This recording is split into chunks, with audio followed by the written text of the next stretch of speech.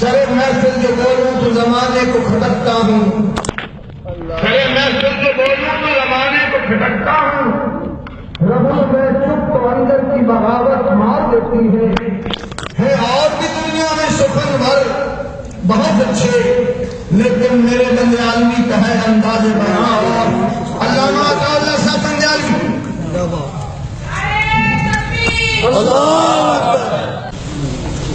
ونصلي ونسلم على رسوله الكريم أما بعد فأعوذ بالله من الشيطان الرجيم بسم الله الرحمن الرحيم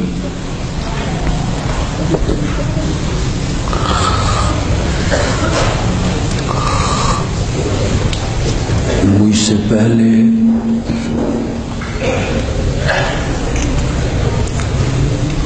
مختلف جماعتوں کے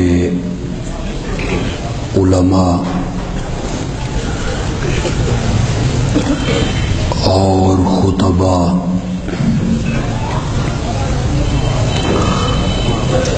ملک کی موجودہ صورتحال پر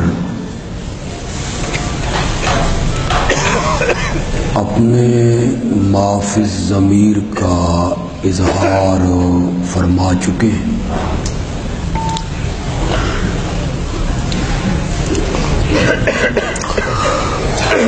میں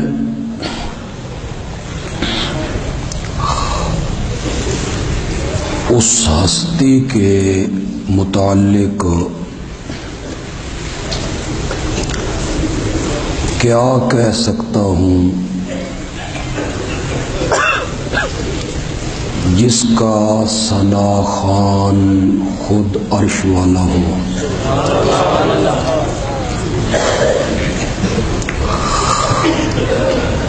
میری ماں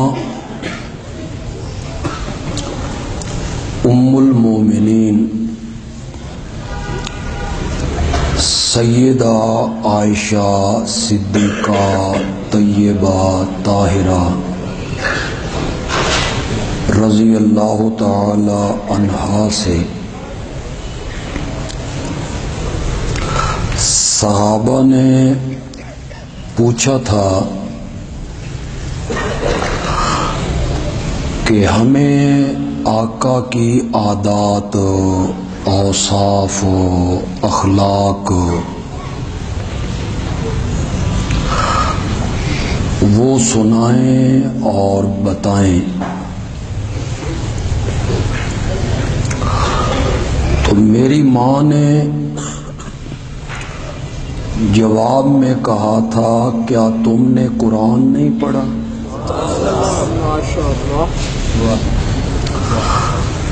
کان خلقہ القرآن، یہ قرآن کے 30 پارے، 114 صورتیں، 6600 سے زیادہ آیتیں، یہ سب تمہارے نبی کی سیرت ہی تو ہے۔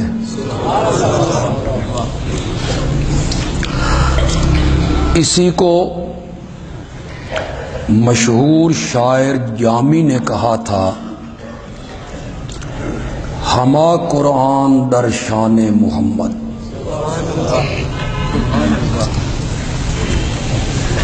یہ سارا قرآن آمنہ کے لال کی شان ہی میں اترا ہے۔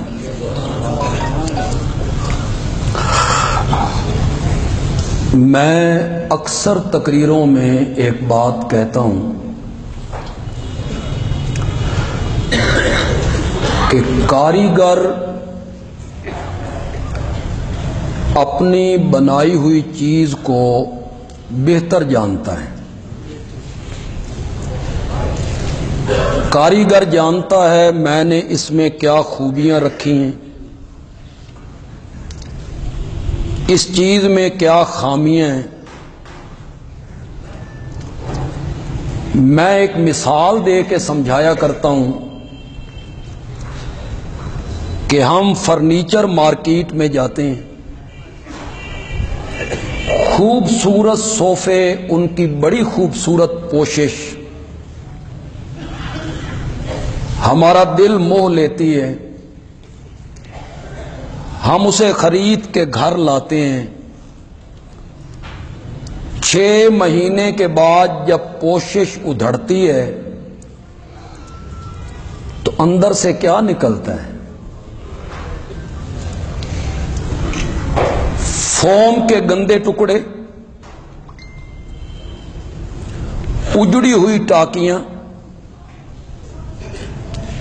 ٹوٹی ہوئی لکڑی کی چند تختیاں۔ کیا کاریگر سے یہ بات پوشیدہ ہے؟ وہ نہیں جانتا کہ صوفے کے اندر کیا ہے؟ کاریگر جانتا ہے کہ جو چیز میں نے بنائی ہے اس میں کیا کیا کمال ہیں، کیا کیا خوبیاں ہیں۔ اگر یہ بات صحیح ہے اور یقیناً صحیح ہے تو پھر بندیالوی کہتا ہے کہ جس رب نے میرے محمد کو بنایا ہے وہ اچھی طرح جانتا ہے کہ میں نے محمد کو کیسا بنایا ہے، صلی اللہ علیہ وسلم۔ قرآن نے میرے نبی کی شان میں کہا وَرَفَعْنَا لَكَ ذِكْرَكَ۔ اگر آپ کی توجہ ہو تو میں اس کا ایک معنی کرنا چاہتا ہوں۔ اگر درمیان میں لاکا کا لفظ نہ ہوتا اور اللہ کہتے رفعنا ذکرک، ہم نے آپ کا ذکر تذکرہ بلند کر دیا ہے، تو مطلب وہی تھا، لیکن اللہ اس طرح نہیں کہتے۔ اللہ کہتے ہیں رفعنا لاکا، ہم نے بلند کیا ہے تیرے لیے، تیرے ذکر کو۔ اس لکا کے لفظ نے جو حظ پیدا کیا، جو لطف پیدا کیا، اس لکا کے لفظ نے جو مزہ پیدا کیا، سناتا ہوں، آپ کا دل و دماغ تازہ ہوتا ہے یا نہیں؟ اللہ کہنا چاہتے ہیں کہ میرے پیارے پیغمبر، جب تو فرش پہ کھڑے ہو کر میری تعریفیں کرتا ہے تو بھی تو کہتا ہے نا لبیک اللہم لبیک لا شریک لک ان الحمد والنعمت لک۔ تو فرش پہ کھڑے ہو کر میری تعریف کرتا ہے تو کہتا ہے لا شریک لک ان الحمد والنعمت لک۔ عرش پہ بیٹھ کے میں تیری تعریف کرنے لگا ہوں، میں بھی کہتا ہوں رفعنا لک، ہم نے بلند کیا ہے تیرے لیے، تیرے ذکر کو۔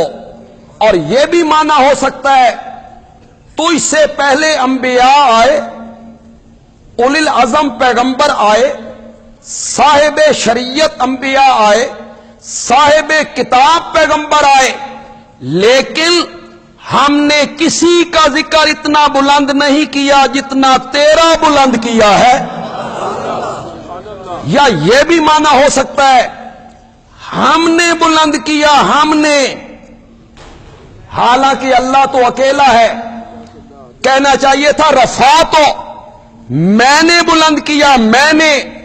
اللہ کہتے ہیں نہیں، رفعنا، ہم نے بلند کیا۔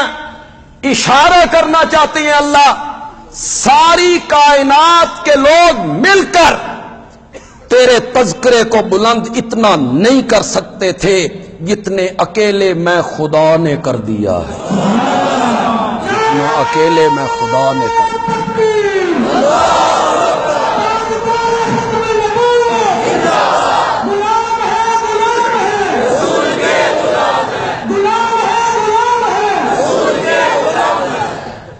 میں عظمت مصطفیٰ پہ گفتگو یہ موضوع نہیں ہے میرا، لیکن یہاں میں ایک اشکال کا رد کرنا چاہتا ہوں، جو اشکال وزیر مملکت برائے داخلہ کے ذہن میں بھی آیا کہ پاکستان کے یہ احتجاج کرنے والے لوگ کیا سمجھتے ہیں، کیا چاہتے ہیں، سب غیر مسلموں کو پھانسی لگا دیں،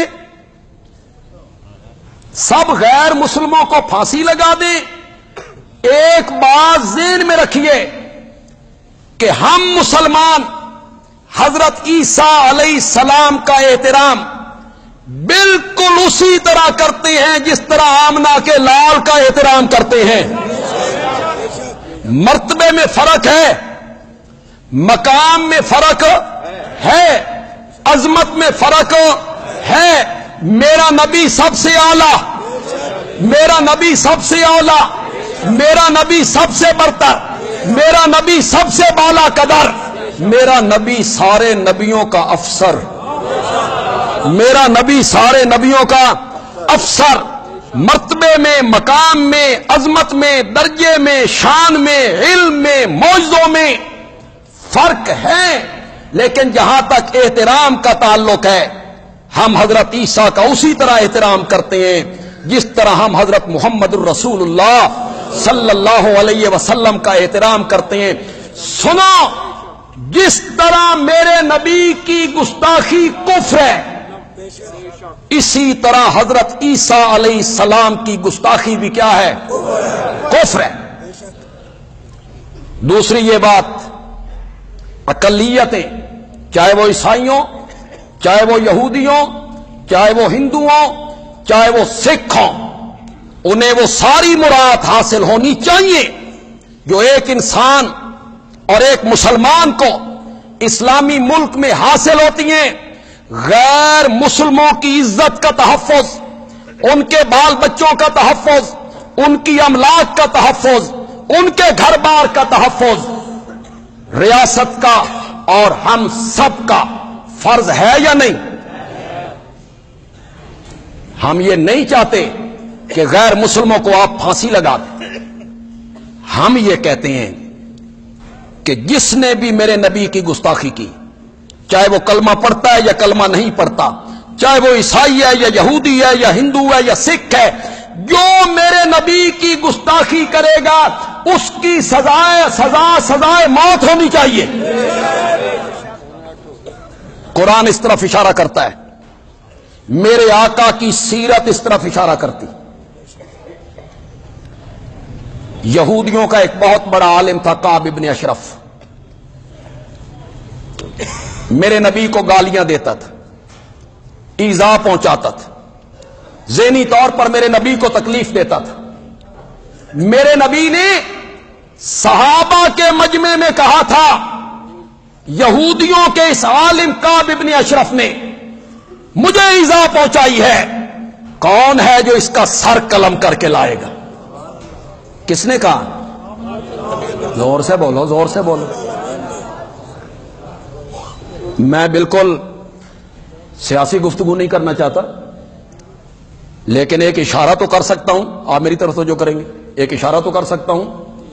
میرے نبی نے کیا کہا؟ کعب ابن اشرف کا کیا چاہیے؟ زور سے بولو، زور سے بولو۔ عمران خان صاحب اے ہوندی ریاست مدینہ۔ آپ جو ریاست مدینہ کا نام لیتے ہیں، یہ ہے ریاست مدینہ، مجھے اس کا سر چاہیے۔ محمد ابن مسلمہ انصاری کھڑے ہو گئے، میں لے کے آؤں، میں لے کے آؤں۔ پھر کیسے سر لایا تھا یہ بندہ؟ کعب ابن اشرف کے پاس پہنچا، وہ پیروں میں ہوتا تھا، وہ پیروں میں ہوتا تھا، پہنچا اور اس سے کہا کہ اس نبی نے بڑی پابندیاں لگا دیں، ہم تمہاری طرف آنا چاہتے ہیں، ہمیں قبول کرو گے؟ اس نے کہا جی آیا نو۔ اس نے کہا مجھے کوئی قرضہ چاہیے۔ اس نے کہا قرضہ تو دوں گا، اس کے مقابلے میں کوئی گروی چیز رکھو۔ انہوں نے کہا میں گروی چیز لاتا ہوں، وہ رکھ کے قرضہ لے لوں گا۔ رات کے وقت محمد ابن مسلمہ پہنچے، کعب ابن اشرف باہر آیا، سر سے ننگا تھا، خوشبودار تیل استعمال کرتا ہے۔ محمد ابن مسلمہ نے کہا بڑی خوبصورت خوشبو لگائی ہے کہ ہاں میرے پاس بڑی خوشبوئیں ہیں۔ محمد ابن مسلمہ نے کہا سونگ سکتا ہوں؟ اس نے کہا سونگو۔ انہوں نے ایک مرتبہ سونگا، کچھ نہیں کہا۔ فرمایا بڑی دیر ربا خوشبو ہے، دوبارہ سونگ سکتا ہوں؟ اس نے دوبارہ جب سونگنے کے لیے سر نیچے کیا تو محمد ابن مسلمہ نے اس کی گردن قلم کر کے رکھ دی تھی۔ یہ ہے ریاست مدینہ۔ میرے نبی کو گالی دینا، مدعی پارٹی کے وکلاء نے سپریم کورٹ کے باہر جو پریس کانفرنس کی ہے، کیا کہا ہے ان وکلاء نے؟ سنو ان کی وکلاء کی پریس کانفرنس، فیس بک پہ آپ کو ملے گی، انٹرنیٹ پہ آپ کو ملے گی۔ وکلاء کہتے ہیں آسیہ ملعونہ نے جو جملے آمنہ کے لال کے بارے میں کہے ہیں، ہماری زبان اجازت نہیں دیتی کہ ہم انہیں ادا کریں۔ ایسے جملے تو ہیں نا، ایسے جملے تو ہیں نا کہ زبان اجازت نہیں دیتی ہے کہ ان جملوں کو ہم ادا کریں۔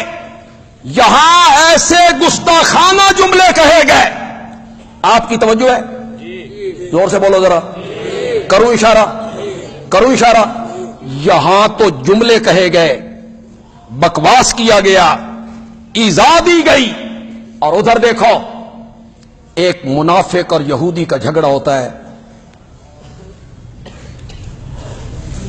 منافق کہتا ہے فیصلہ تیرے عالم کعب ابن اشرف سے کرواتی، یہودی کہتا ہے نہیں، فیصلہ اس سے کرواتے ہیں جس کا تو کلمہ پڑھتا ہے، جس کا تو کلمہ پڑھتا ہے۔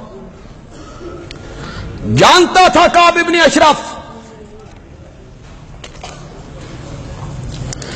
کعب ابن اشرف جانتا تھا کہ میں اسے نبی تو نہیں مانتا، لیکن فیصلے اس کے سچے ہوتے ہیں۔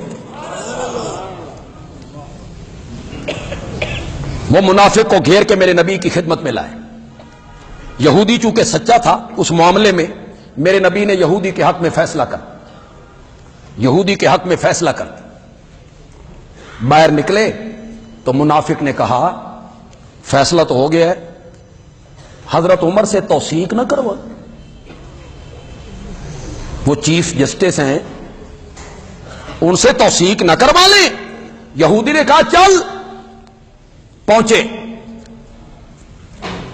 معاملہ پیش ہونے سے پہلے یہودی نے کہا جناب آپ کے نبی نے میرے حق میں فیصلہ کیا، اس کے بعد یہ آپ کے پاس لایا مجھے۔ حضرت عمر نے فرمایا ٹھہر جاؤ، میں تمہارا فیصلہ کرتا ہوں۔ حضرت عمر گھر گئے، تلوار لائے، اور یہ کہتے ہوئے اس کلمہ گو کی گردن قلم کر دی، ہا قضا اقضی علی من لم یرض بقضاء محمد، جو میرے نبی کے فیصلے کو نہیں مانتا اس کا فیصلہ عمر کی تلوار کرے۔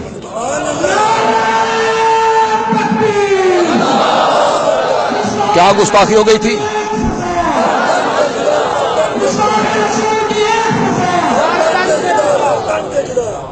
کیا گستاخی تھی جی اس کی؟ اس کلمہ گو کی کیا گستاخی تھی؟ صرف اتنی گستاخی پر حضرت عمر نے اس کا سر قلم کر دیا کہ اس نے میرے نبی کے فیصلے کے بعد اپنا فیصلہ حضرت عمر کے دربار میں لے گیا تھا، اس پر قتل کیا۔ اور جب استغاثہ دائر ہوا کہ حضرت عمر نے ایک مسلمان کو قتل کیا ہے، ایک مسلمان کو قتل کیا ہے، ہمیں قصاص دلوایا جائے، ہمیں بدلہ دلوایا جائے، یہ استغاثہ ہوا تو عرش سے میرا مولا بولا، قرآن اترا، قرآن نے کہا فلا وربک لا یؤمنون حتی یحکموک فیما شجر بینہم، مجھے تیرے رب ہونے کی قسم ہے یہ لوگ اس وقت تک مومن نہیں ہو سکتے جب تک اپنے اختلافات میں تجھے فیصل اور جج نہیں مانتے۔ علماء نے کیا لکھا؟ اسی موقع پر میرے نبی نے حضرت عمر کو فاروق کا لقب دیا۔ کیا گستاخی کی تھی اس نے؟ گالی نکالی تھی میرے نبی کو، بد زبانی کی تھی۔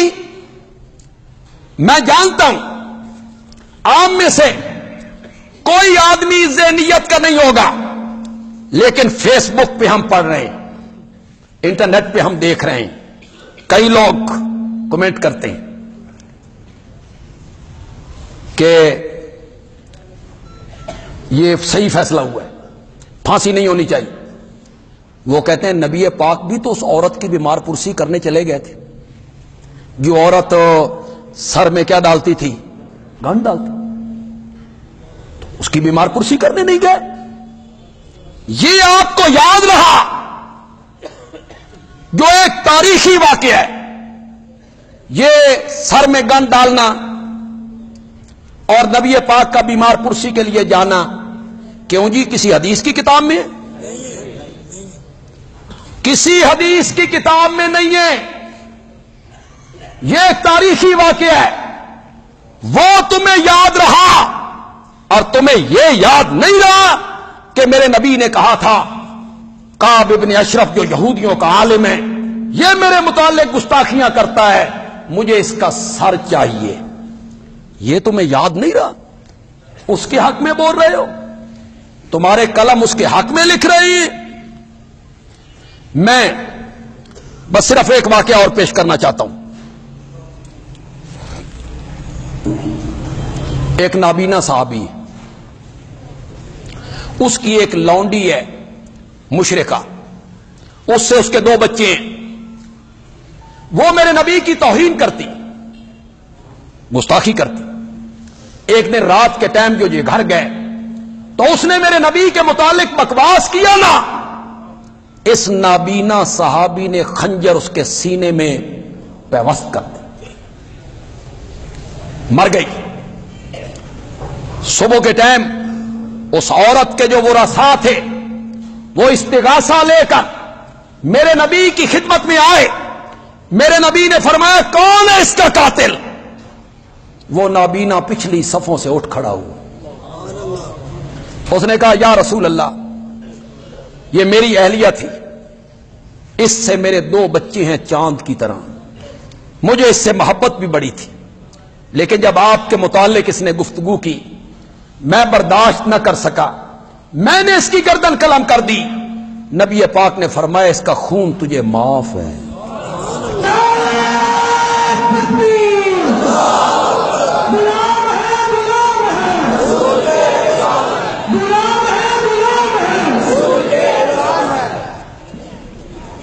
دیکھیں احتجاج ہمارا حق ہے، بولو احتجاج ہمارا حق ہے، پاکستان کے شہری ہونے کی حیثیت سے حق ہے ہمارا، ہم اپنا احتجاج ریکارڈ کروائیں۔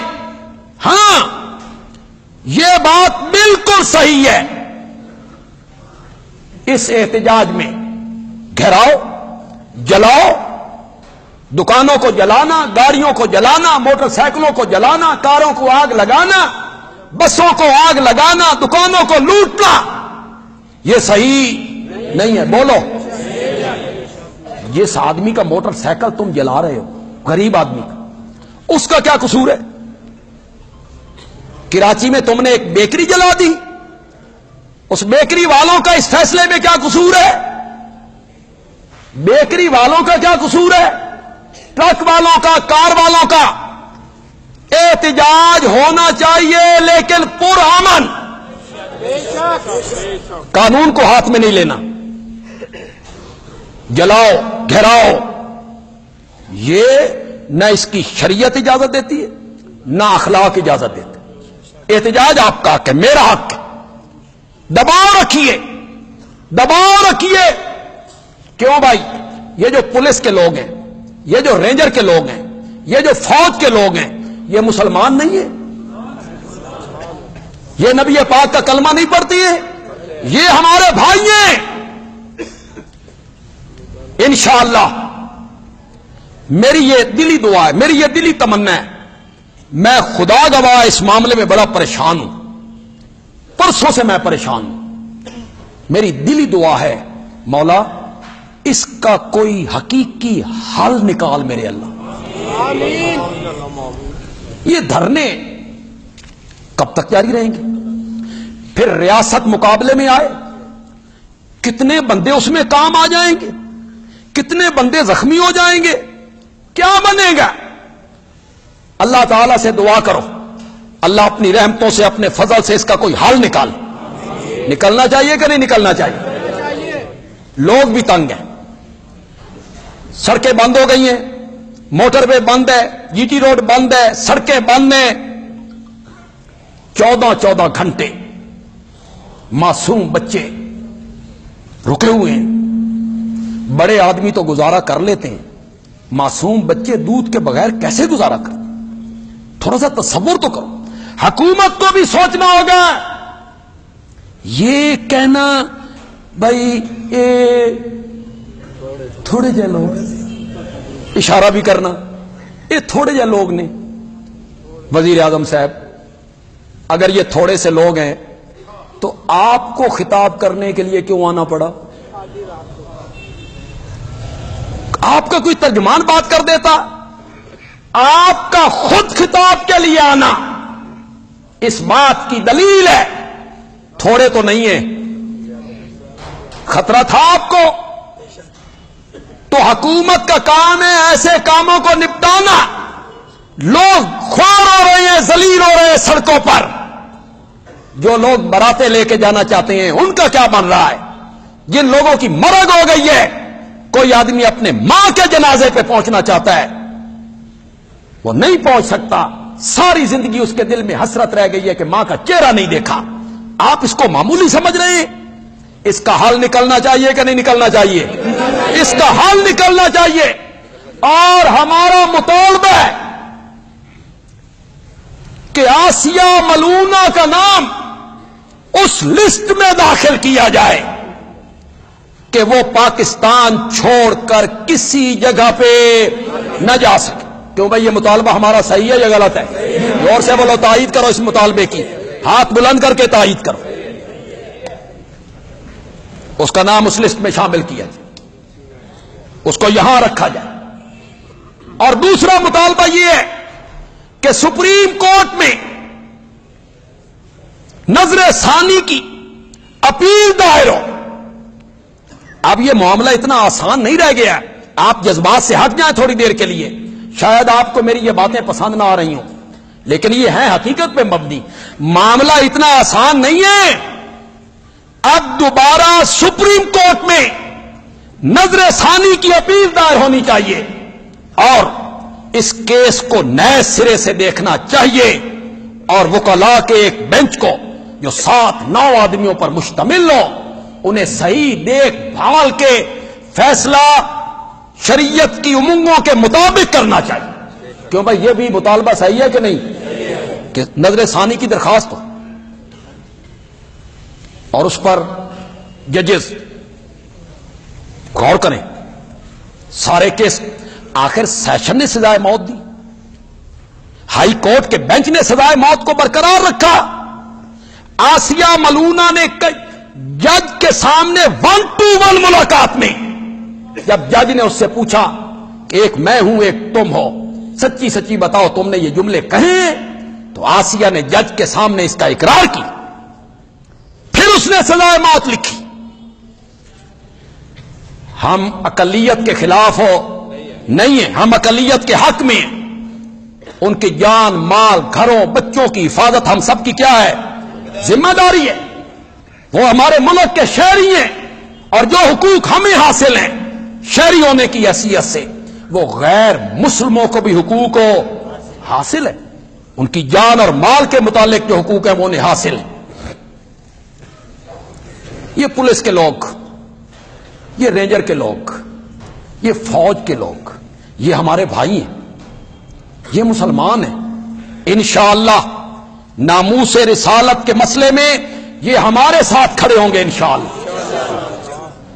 آج فوج کے ترجمان نے جو پریس کانفرنس کی ہے، فوج کے ترجمان نے واضح کیا ہے کہ ہمیں ہر معاملے میں نہ گھسیٹا جائے۔ فوج کے ترجمان نے آج واضح کیا ہے کہ فوج کو ہر معاملے میں نہ گھسیٹا جائے۔ حکومت کو اور دوسرے فریق کو چاہیے کہ مذاکرات کے ذریعے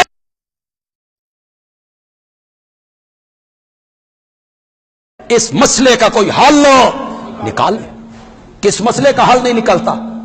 آپ مذاکرات کریں اور اس مسئلے کا کوئی حل نکلنا چاہیے۔ پولیس کے لوگوں، سیکورٹی کے لوگوں، رینجر کے لوگوں، ہم ان کے مخالف نہیں ہیں، یہ بھی ہماری مخالفت نہ کریں۔ ہم ایک ہیں، ہم سب محمد عربی کے غلام ہیں۔ کیا یہ سرکاری لوگ اس بات کے امیدوار نہیں ہے، آرزو مند نہیں ہے کہ کل قیامت کے دن انہیں حوض کوثر سے جام ملے، نبی اکرم کے جھنڈے کے نیچے جگہ ملے، نبی پاک کی شفاعت انہیں نصیب ہو؟ کیا یہ اس کے متمنی نہیں ہے؟ اس کے اگر متمنی ہیں تو پھر وہ ہماری زبان کے ساتھ زبان ملا کے یہ کہیں کہ ہر چیز برداشت ہو سکتی ہے، آمنہ کے لال کی گستاخی برداشت نہیں ہو سکتی۔ ایک مسلمان نہیں کر سکتا ہے۔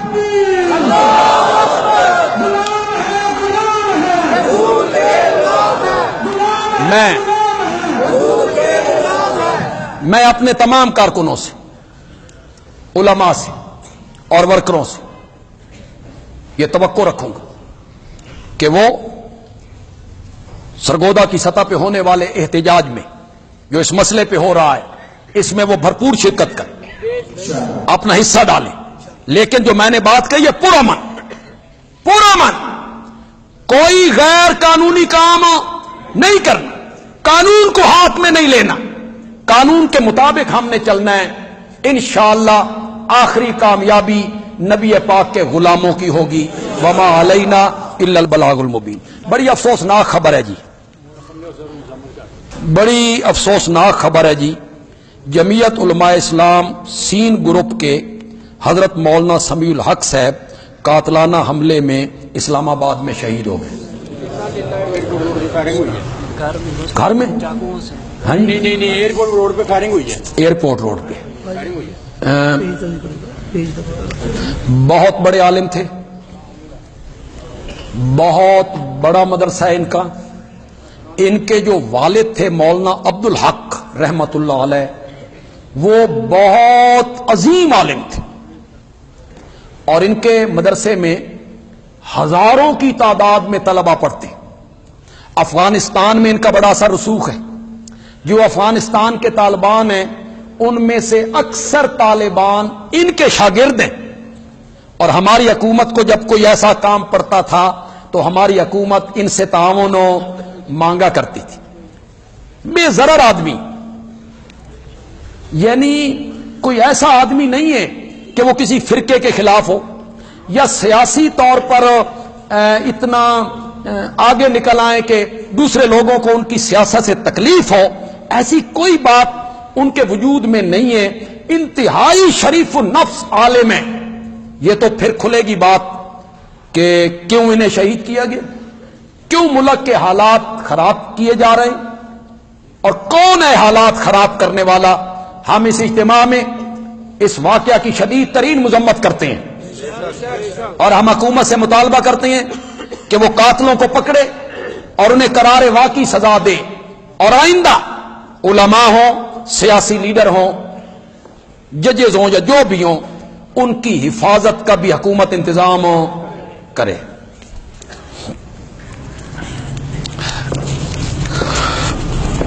یہ دونوں ایک ہی پرچیاں تھیں۔